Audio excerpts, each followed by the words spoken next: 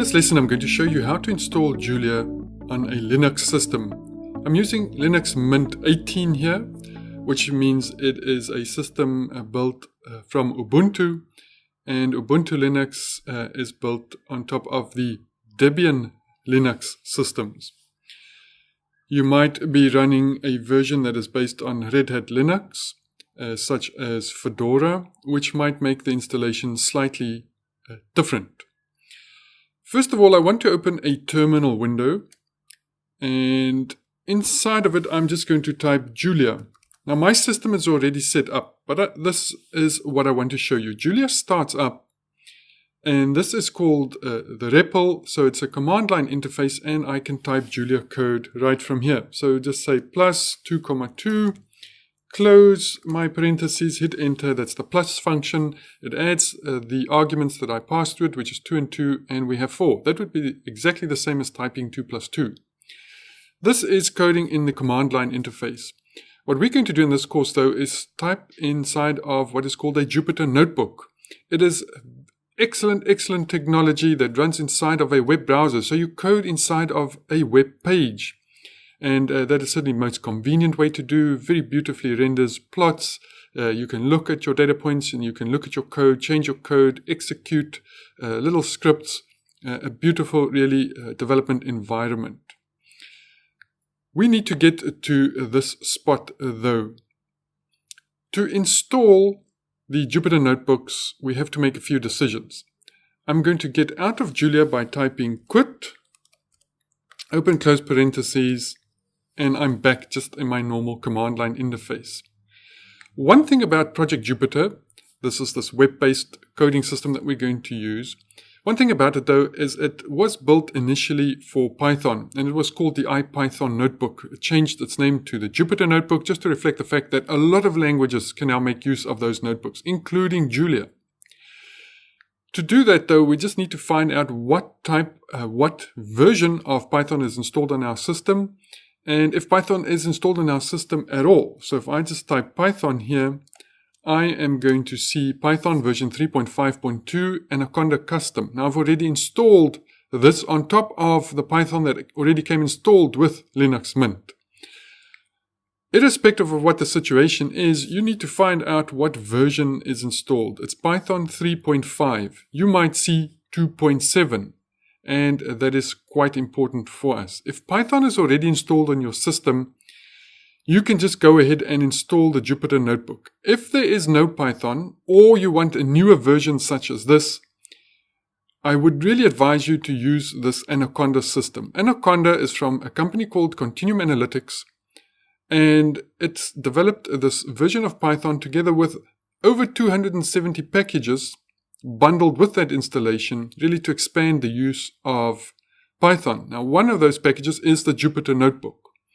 So it's a very easy way of getting Python on your system, or the newest version of Python on your system. Note here, though, I have version 3.5. To get out of Python, I would type exit, not quit, open close parentheses, and there we go.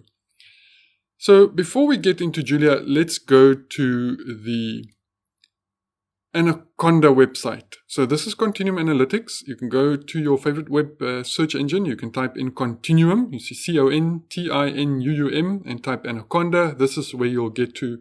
And if you scroll down this page, you'll see download for Windows, download for macOS, download for Linux.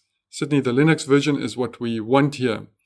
If you already have version 2.7 of Python and you're already coding in Python 2.7 and you want to install this Anaconda version, go for 2.7. If not, or by default, please use version 3.5. If you're ever interested in coding in Python, 3.5 is certainly the way to go.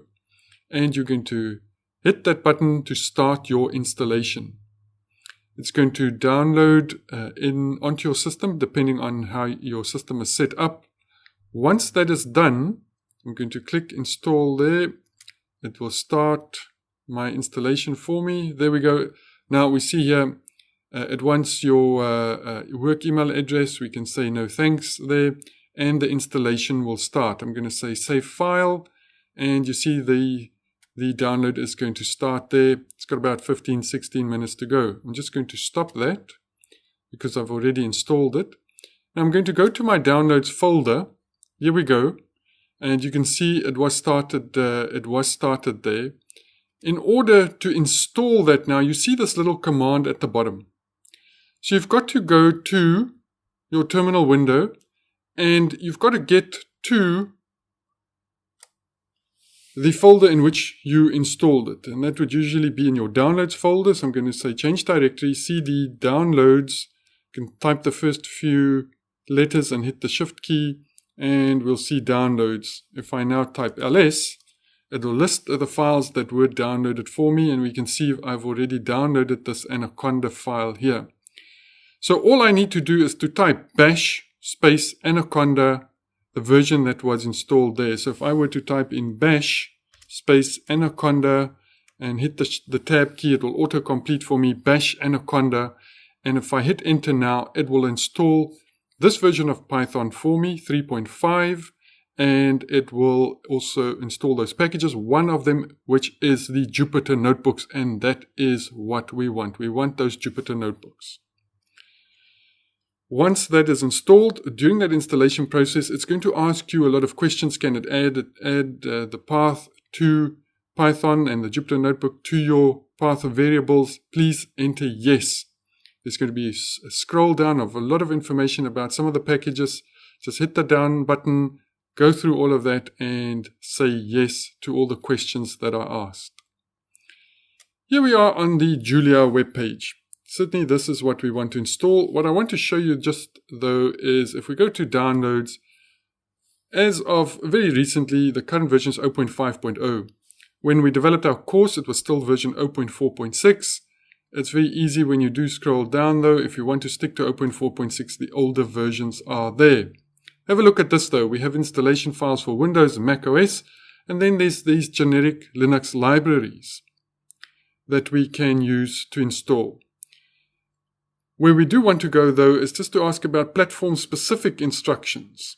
And there we see some specific instructions for Windows, Mac OS, and Linux. And look at that for Ubuntu, Fedora, which is based on the Red Hat Enterprise Linux, and CentOS, etc. And you see what you have to type in to a terminal window. Very easy to do. What I would advise you to do though is something slightly different. We're going to go down and we're going to go into our software repositories. It's going to ask me to enter my password. Let's do that. There we go. If you are at all familiar with your Linux-based system, you'll be quite familiar with this. It's our software manager. So if I were to type in Julia here, hit enter, it'll search for that package. Let's have a look. And if we go down here, we see Julia High Performance Programming Language for Technical Computing. A bit small on the screen there, but I'm going to double click on that. And there we go.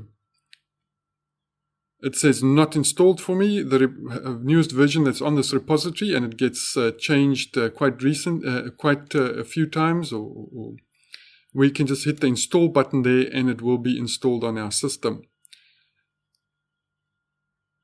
There we go. It's not going to work for me now because there seems to be this problem with our internet connection from time to time, but I have installed Julia. You saw me use Julia right in the beginning. That for me, using your software manager for the system that you have is the best way to install Julia. It will do all of these automatic installs for you. So let's go back to our terminal window and we type Julia. Now we have our notebook installed via the Jupyter, via the Anaconda system, and we have Julia installed. We need these two to talk to each other though. And for that, we need to install a package called iJulia. That is the kernel that runs inside of Jupyter, the Julia kernel that runs inside of Jupyter. To do that, I'm going to type pkg.add, and I'm going to open my quotation marks there, iJulia, and close. So pkg.add iJulia. Going to hit enter, and that will install this kernel for the Jupyter notebooks. Once that is done, I have to do the following. I'm not going to do it because I've already done so. pkg.build iJulia. And I'm going to hit enter. Once again, I'm not going to do it because it's already installed on my system. That will build iJulia against the Jupyter notebook that is installed on your system now. Once that is done, I can type using iJulia, and then type in a notebook, open close parentheses, and hit the enter key. Now this is going to open a web browser, and it's going to open Julia inside of a web browser. And there we go. We can see my file system here. Let's increase the size of this. You can see my file system here. If I were to go to my desktop, you'll see what is on my desktop at the moment. It's empty. And I could just say new Julia notebook. Python is also installed, so that's also available. But I'll click on Julia, and it'll open Julia as a notebook. So here you can see a Jupyter notebook ready for us to type some code into. We have these little cells, and they can be, if I use this drop-down box, either code or markdown. Markdown is a shorthand version for HTML, so I can render beautiful text inside of here as well. But let's type in some code. We're going to say 2 plus 2, and hold down the Shift key and hit enter. It'll execute that line of code, and we get an output of 4. So we see I'm running Julia 0.4.6 here, already installed. To exit this, I'll just hit the save button. I can hit untitled here to give my notebook a name. Let's cancel out of this, but then I could go File, Close, and Halt. I'm back to the desktop here. I can close this. Now go back into my command line interface here. I'm going to hold down Control key and hit C to get out of that notebook process. So I'm just back in the command line version of Julia, and now I can type in quit, open close parentheses. There we go. One more thing I want to show you is just the Jupyter Notebooks home page. If I hit install here, we'll go to this tab, already installed. If you already have Python installed, it gives you some information on how to do so should you not want to install the whole Anaconda and 270 of its packages for Python. It gives you a little bit of information here just to use the Python package manager, PIP, to install just the notebook. If Python is already installed on your system and you don't want the whole Anaconda distribution installed on your system. So that is my advice for installing Julia on your system. Quite a few things that you need. Once it's installed locally, though, it is quite easy to use.